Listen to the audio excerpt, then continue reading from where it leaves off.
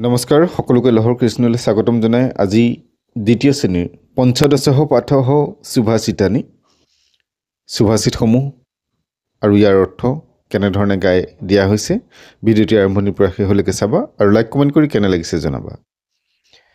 বিদ্যা দদাতি বিনয়ং বিনয়াত য়াতি পাত্ততাম পাত্ততদ্ধনমাপ্নুতি ধনাধৰ্মঃ সুখম।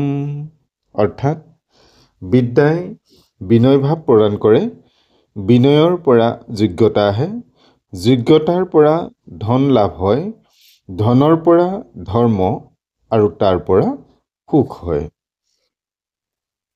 ন মন্তি ফলিনো বিক্ষাঃ ন মন্তি গুণিনো জনাঃ শুষ্ক বৃক্ষাস মূৰ্খাস ন নমন্তি কদাচন।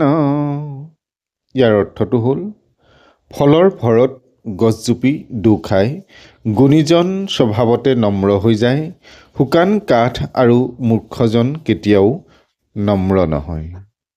বিদ্যত্বংস নিপত্বংস নৈব তুল্যং কদাচন স্বদেশে পূজ্যতে ৰাজা বিদ্যান সৰ্বত্ৰ পূজ্যতে।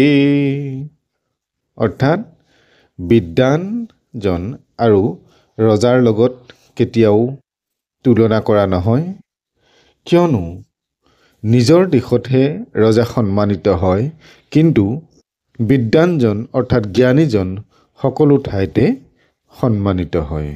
পৰোপকাৰায় ফলন্তি বৃক্ষাঃ পৰোপকাৰায় বহন্তি নদ্যঃ পৰোপকাৰায় দুহন্তি গাৱঃ পৰোপকাৰাৰ্থং ইদম শৰীৰম।